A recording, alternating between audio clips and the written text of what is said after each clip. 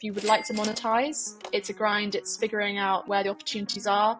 If there aren't opportunities present, try and create the opportunities, speak to people, and absolutely networking is key in that whole process. LinkedIn is an absolute game changer, to be honest. I think LinkedIn is an incredible platform for networking. There's so much information out there right in front of your eyes. It's just making sure that you kind of recognize the opportunities that are present from what's out there on social media. Find communities, find out what other creators are doing. It's fundamental to build a community, but also find your community as well. Find people around you that are perhaps doing, not even in the same niche, but just doing content, because it's a complex thing. I think at times being a creator, there's a lot of opportunity and it can be somewhat overwhelming. This is Ellie Wookie. As a 5-figure solo full-time travel creator, Ellie has mastered the art of living like a local through slow travel. Her incredibly beautiful deep dives into culture, local communities, and the things that make the places she visits so unique has taught her so much about the world and how to make money doing it. Her approach to making money is very practical and comprehensive so that anyone can do what she is doing. In this episode, we dive into how she transitioned from hobby creator to business owner, her focus on niche-specific affiliates, the necessity of building a community on and offline, what her journey with venture capital has been like, and what she has on the horizon for the future of her business. Ellie is so incredibly thoughtful and intentional so that you can have reasonable expectations and a plan to pursue your creator YouTube dreams.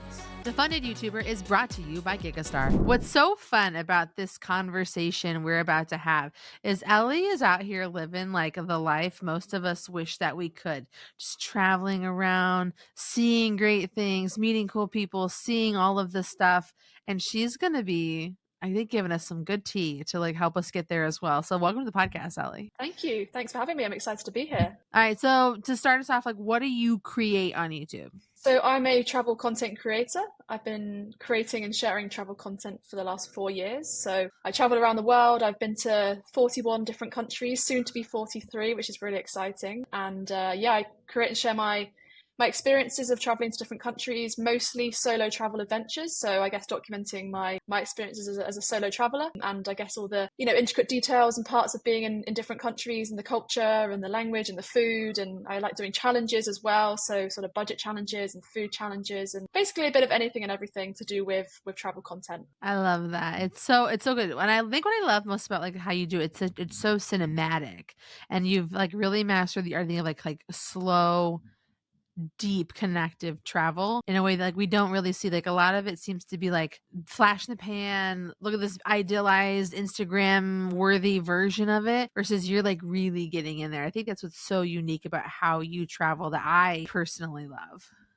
Yeah, thank you. I mean, I think that the travel content space is quite saturated, so I'm always trying to find ways to stand out. And I think one of the biggest ones, I like to keep it as simple as possible and to really share my raw and authentic experiences in whichever country I'm visiting. And I think, that as an audience, that is what they perhaps most enjoy. And obviously I'm a consumer of travel content as well. I don't only create, but I also watch a lot of travel content. And I most enjoy those vlogs and videos where it is really raw and authentic, and they're just in a new country, exploring, sharing their perspectives, opinions of the place for the first time, and everything they get involved with in each city or each country. So yeah, it's a priority of mine, certainly, to try and be as sort of raw and authentic as possible, and to really just show the behind the scenes of what it is, life, traveling around and exploring the world, really. It's so good. Go definitely, like, obviously we have the link to all her stuff in our show notes, but like it's so good. How did you get into this? And you say something ranging like you started like doing this like 4 years ago. Like 4 years ago when we're recording this is like at the start of COVID and stuff. So walk us through this like travel journey, how you got on it and that path forward for you. Yeah, when I talk about when I started One Glow 360, which is my travel brand, that journey started,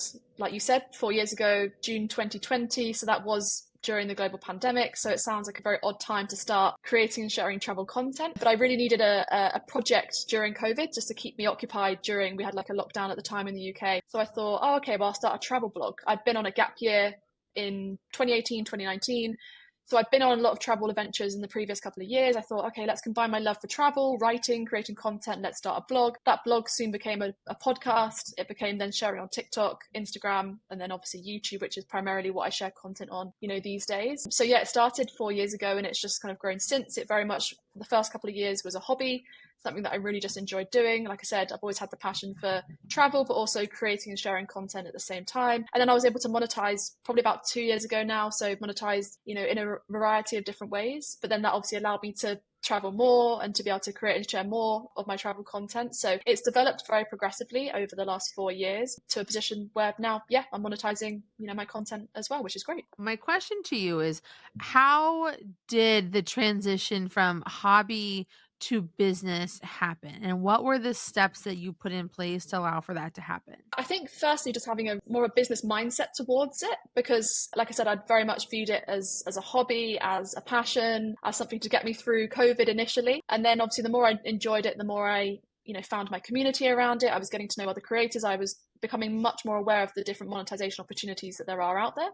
And obviously, to have longevity as a creator, you need to find ways to monetize it, because obviously creating and sharing content is very expensive, especially if you're in the travel niche, because you're having to travel, around the world and create and share that content. So I think firstly, having that sort of perhaps more business mentality towards it. I think the first key thing for me was understanding affiliate marketing and the opportunities that affiliate marketing provides for creators. That was probably the one sort of monetization opportunity that kind of allowed me to then really start the ball rolling with monetizing. And then from that, I obviously got to learn so much more about the different revenue streams for creators, what's out there, what's possible. And then progressively, I've been able to widen the revenue streams more. I've still got more to do, as what I think we'll touch upon a little bit later in terms of sort of the breakdown of how I make my money. I think there's still a lot more that I can do. But yeah, I think having a business mindset, getting into affiliate marketing, understanding the different options, learning from other creators. I mentioned community. That has been so fundamental for me in not only my creator journey as a whole, but specifically the monetization aspect, because there's a lot out there, but it's not until you really speak to other creators where you really realize, okay, hang on, I can monetize it in this way, monetize it in that way. There's this opportunity, that opportunity. So I think that was a game changer for me as well. So let's talk about affiliate marketing now. We've talked about it quite a lot on the show, because a lot of creators do get started with their income through affiliate marketing. But with the travel space, I'm curious, because we've talked a lot with people who are more like, they do more SaaS stuff or Amazon. How did you utilize affiliate marketing and the travel niche? Yeah, so initially I got approached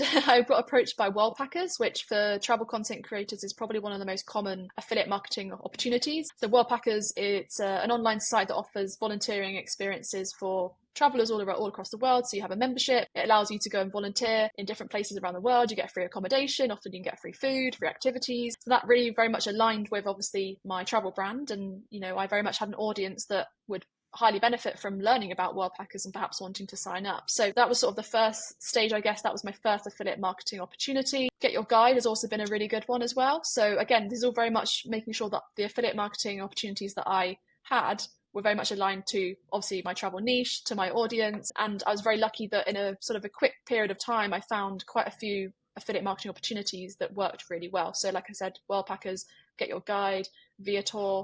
I also partnered with a language academy in Barcelona where I actually studied at, and I got an affiliate marketing opportunity with that as well. So some a little bit more niche, some I guess a little bit more open. Obviously Worldpackers is a huge company that works on an affiliate marketing basis with lots of creators. So I just explored what was out there, made sure it matched, and aligned very much with, would I use the company myself? If yes, amazing. Would my audience benefit from learning more about said company? Yes, then it was a perfect opportunity. And then it allowed me to really kick on with monetizing, my content.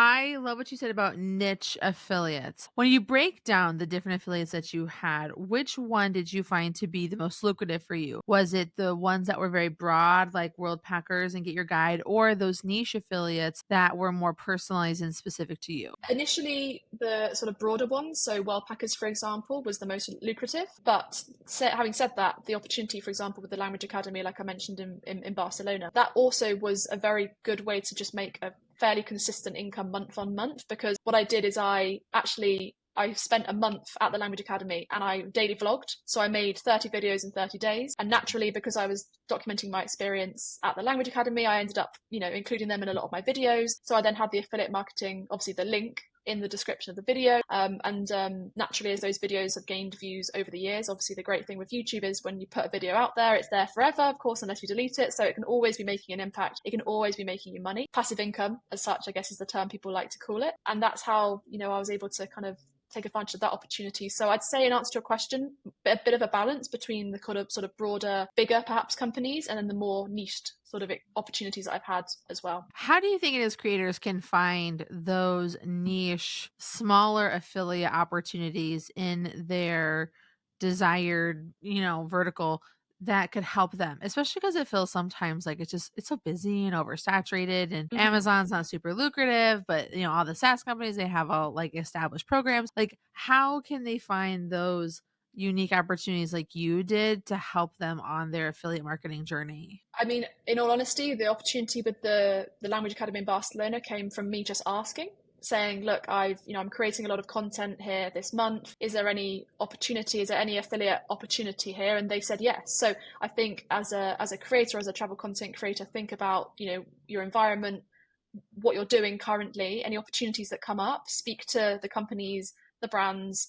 the hotels, the language academy. Say that's a very niche example, but there are always opportunities for, yeah, there's always affiliate opportunities, especially within the realm of travel. There's a lot that you can do to sort of take advantage of, like I said, the affiliate opportunity. Like I said, hotels, brands, Viator and Get Your Guide, massive, massive companies, and they put a lot into their affiliate programs as well. I think just see what's around you, where you're visiting, what you enjoy doing, and sort of just ask the question and see if people are open-minded to having an affiliate opportunity that you can kind of partner with them alongside. How did networking and outreach, like with like those people and other companies that you've worked with, how has that played a role in your income journey? Hugely. I mean, networking has played the biggest role in many of my projects, at the moment. Networking and outreach will just be fundamental in, getting yourself out there, getting your name out there, your brand, whatever it may be, because the more that people know of you, if that makes sense, the more opportunities that are going to arise. And I often say to people,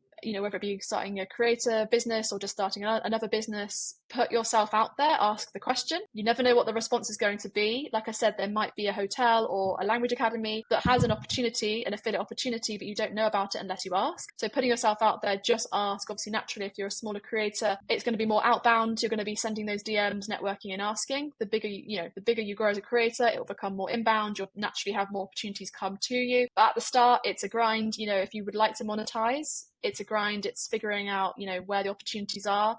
If there aren't opportunities present, try and create the opportunities, speak to people, and yeah, absolutely, networking is key in that whole process. How do you think people can go about networking? Like, is it like LinkedIn? Is it just searching? Like, what were your tactics for getting into those? I think LinkedIn's it's an absolute game changer, to be honest. I think LinkedIn's an incredible platform for networking. And I'm absolutely seeing that with my new business, which I think we'll touch upon a bit later, Press Upload. So it's been amazing for that. I think just don't underestimate the power of social media as a networking tool to be able to find opportunities. There is so much content out there, so much educational, informative content through Reels or TikToks, other creators sharing how they have affiliate marketing opportunities or brands they're partnering with. There's so much information out there right in front of your eyes. It's just making sure that you kind of recognize the opportunities that are present from what's out there on social media.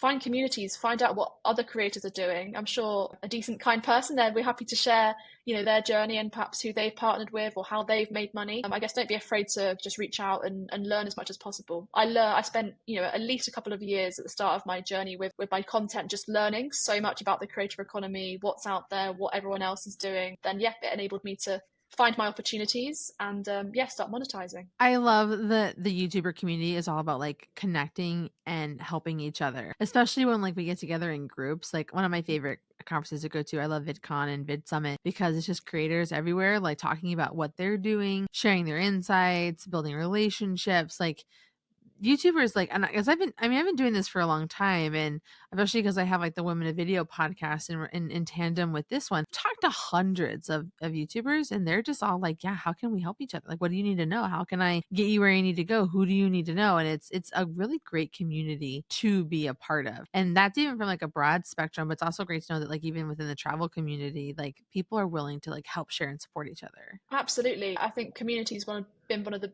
biggest, positive elements of my last 4 years as a creator. I think, yeah, it's fundamental to build a community, but also find your community as well. Find people around you that are perhaps doing not even in the same niche, but just doing content, because it's a complex thing. I think at times being a creator, there's a lot of opportunity and it can be somewhat overwhelming at times, but finding your tribe, as they say, and finding people that are in a similar position, support each other and, build everyone up at the same time. But you've gone on this journey, you figured out affiliates. I know that you also have, at this point, like qualified for AdSense. When did sponsors come into play for you? And At what point did that like help you with transitioning to be full-time? So I've had some sponsorships for the more sort of short form content, probably within the last year, so sort of mid last year. In terms of long form YouTube, I had my first sponsorship actually in February this year, so it's relatively new in terms of having sponsorship on my long form videos. So I'm always looking to find sponsorships that obviously support my long form content, but also my short form, sorry, my long form, yeah, and my short form content. But yeah, the long form, that was February this year. So I did a travel series where I visited 7 European countries in 7 days, and each country was chosen by a random stranger, which was a very interesting, adventurous concept that I came up with. And yeah, I partnered with a brand called Zim Connections. They're an eSIM marketplace, so it aligned perfectly with my content, with my challenge. Obviously, I was traveling to different countries and I needed an eSIM for each country, so that perfectly aligned. And yeah, that I guess was a relatively new opportunity, but loved the process, learned a lot through it, and yeah, very excited to kind of build my portfolio of brand partnerships, because for not only personally for me as a creator, but also with my work I do with my other business, I'm now actively helping other creators to monetize their content. And of course, brand deals often make a big chunk of that pie in terms of a creator's monetization and their income, let's say. So yeah, great experience. Would love to do more, obviously. So as I'm obviously helping other creators make money and to grow their their content, I'm obviously still trying to create my own content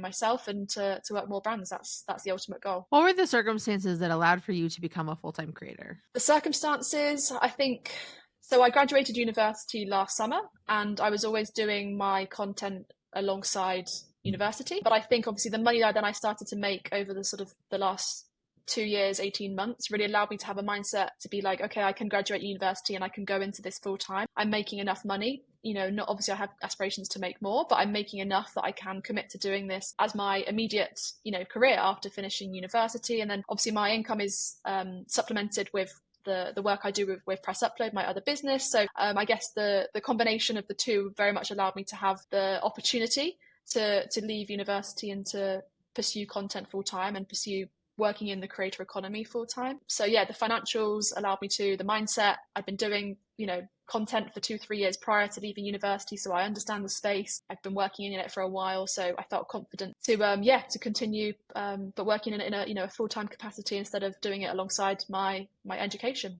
Now that you're full-time, you have a really incredible, and like usually we ask this question at the end, but I think it's very important to talk about what she's done for her next money move now. Talk to us about what you're doing right now with the agency that you're building. Yeah, absolutely. So I'm the founder of Press Upload. We're an agency that supports founders, professionals, and creators to build and monetize their personal brand on social media with video content. So we provide 3 core pillars of support. The first one is video editing, so that's both short and long form. The second one is content ideation and growth strategy. And the third one is monetization and brand deal support. So we can essentially cover across all the different requirements that a content creator might possibly need. And we want to go along the journey with them and to help build their following, build their audience, share fun, exciting, content, and then obviously reach a point where they can, start working with brands and actively take that next step in their monetization journey as well. So yeah, that's the business. It's been about 10 weeks since we launched, so it's still relatively new, but enjoying every minute of it. Very much combining obviously my personal passion for content creation and my experience as a content creator to now be able to help our clients on their content journey as well. How did this happen? Like what was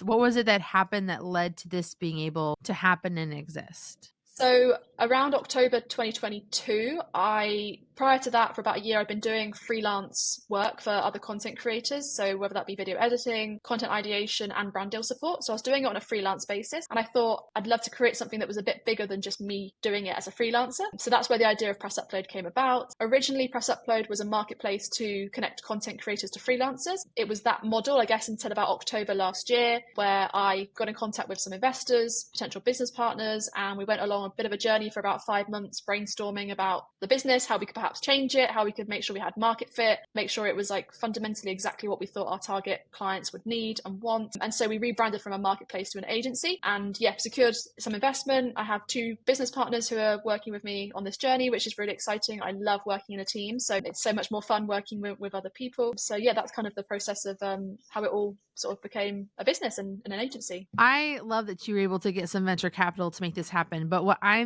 think the most interested about is how you found those VCs to invest in you. Like, what was that whole process like? Like, you have this idea, like, how did you find them? Like, I'd love if you could bridge the gap from like I have this idea to now I have the funding to make this thing happen? Yeah, so it was LinkedIn. I think it was late October last year. I'd just come back from a summer of traveling, and I got to a point where I was thinking I'd launched the business already. It was doing okay, but I was kind of at crossroads with kind of what direction I take it in. And I was scrolling on LinkedIn and I saw an opportunity, a guy called Chris Mole, and he had basically had his previous agency just recently acquired, and he didn't want to retire. He wanted to continue working in the agency space. So it was an initiative called the 10 Club, where essentially him and a business partner were looking to find, fund, and help scale 10 future founders of agencies. So I sent a DM after seeing the LinkedIn post. That DM led to a video call, and then that led to 3-4 months of me going back and forth to London, having in-person meetings, like I said, brainstorming, and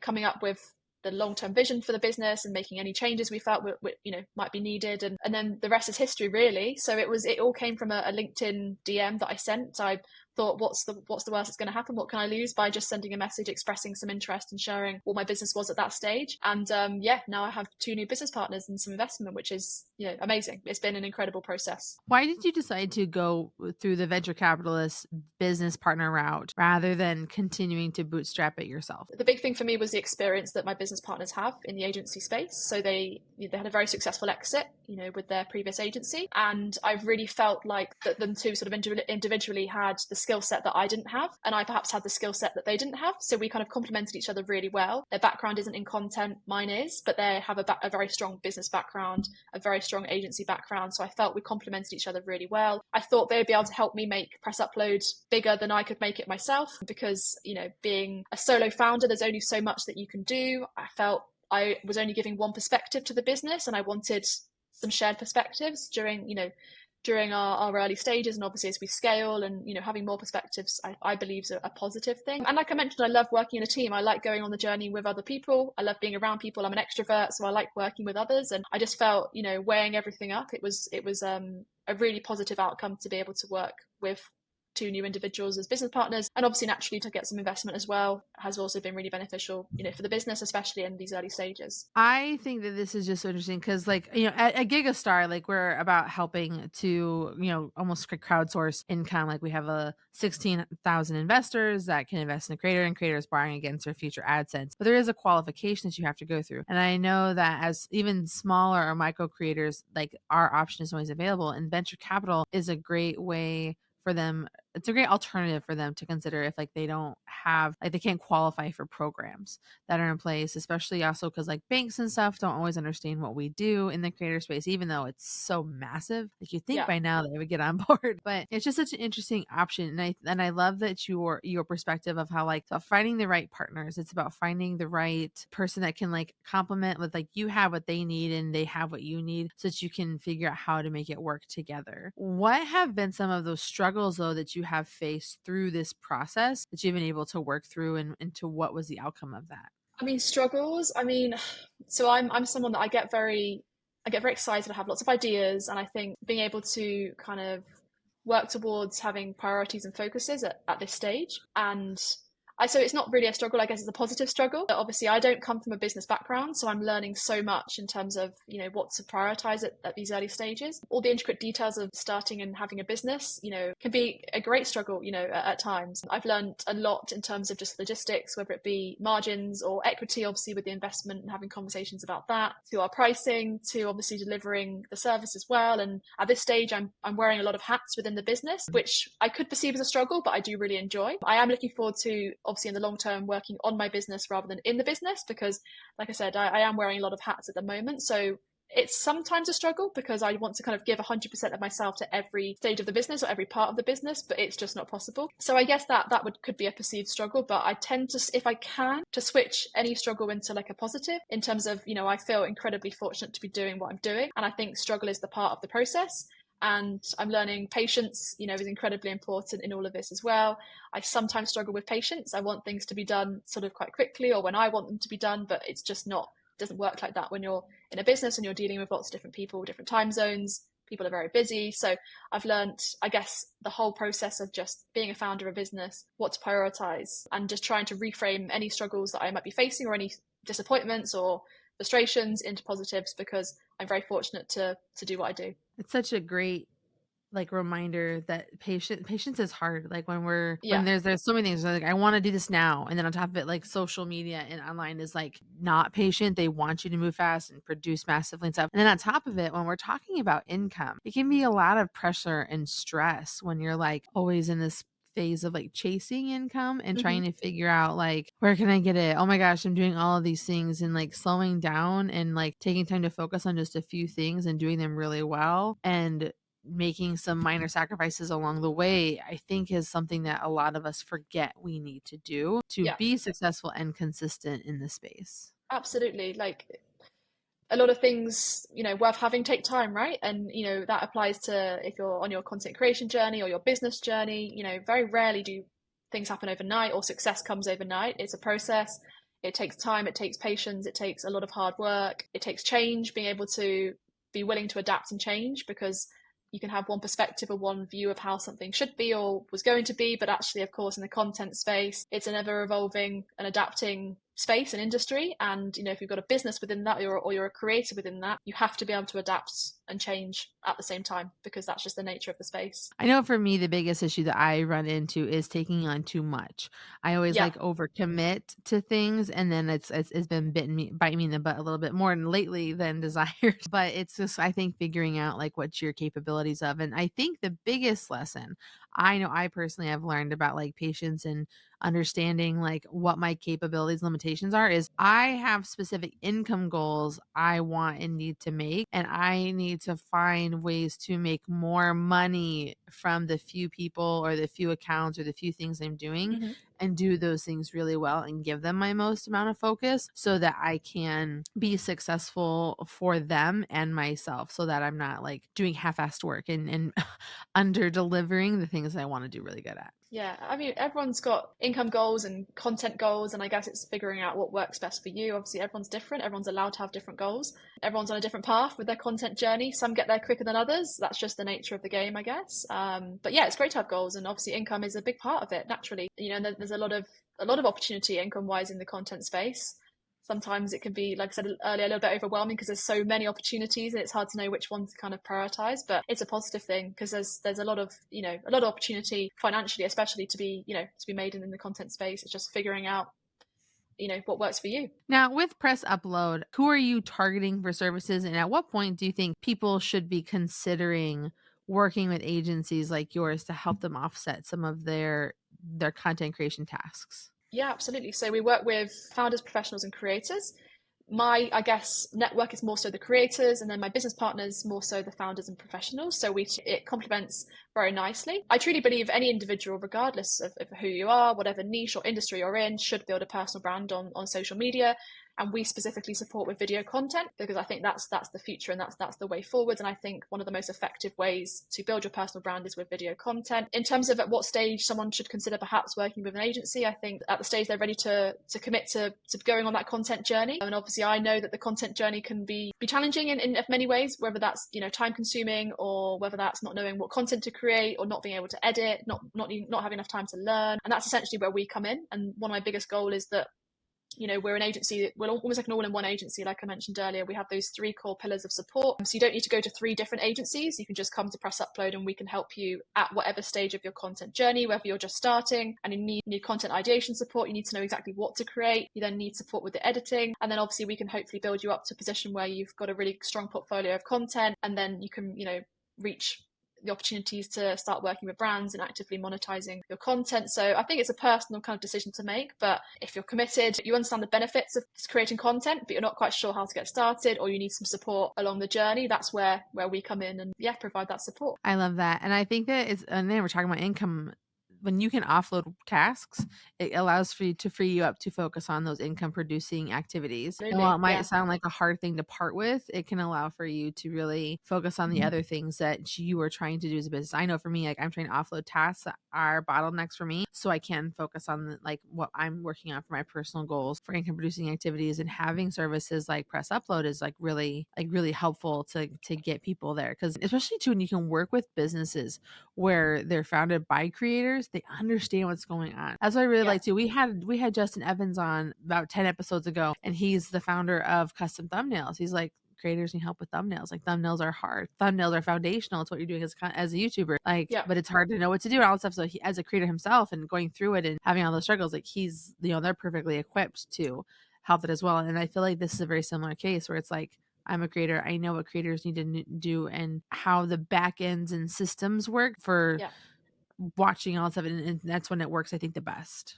Absolutely, because I can fully resonate and empathize with the struggles, the journey. I've been doing this for the last 4 years. I've had many highs, many lows, many moments of doubt, let's say, throughout the process, but I've kept going with it. And now I've learned so much from that process. And now I'm taking my personal learnings and obviously then supporting our clients with that and supporting them on their journey. And yeah, really collaborating and working alongside them. I think that's really important, the collaboration aspect as well. And yeah, we're there to support, well, like I said, whatever stage the client's in or whatever niche or industry.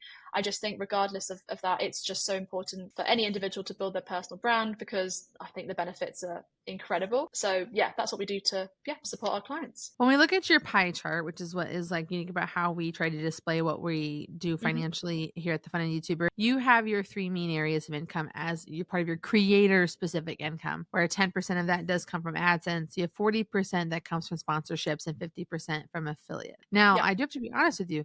You're the first creator that we've had on to have such few amounts of income streams. Why are your income revenue streams only those 3 things? Well, I think because the affiliate marketing was so lucrative for such a long time, perhaps I focused on that and didn't really branch out to see what else was out there in terms of other opportunities. I think they're the 3 core ones that you'll find most creators focus on. I've delved a little bit into digital products over the years, but it's not something I'm currently offering. So I wrote some ebooks, for example, travel ebooks, and for a while I was selling those. So I guess I could add that to the pie in the past, but it's not part of the pie now. And then I'll be honest, obviously, as I've launched my new business, naturally my time is now more so focused on our clients. So, helping them monetize and everything, and obviously work with them on their journey. So my time is a little bit more limited in terms of, expanding my pie, if that makes sense, of the income opportunities. But I think those were just the core ones that I focused on. And the saying, if it ain't broke, don't fix it kind of thing. Like it sort of seemed to work.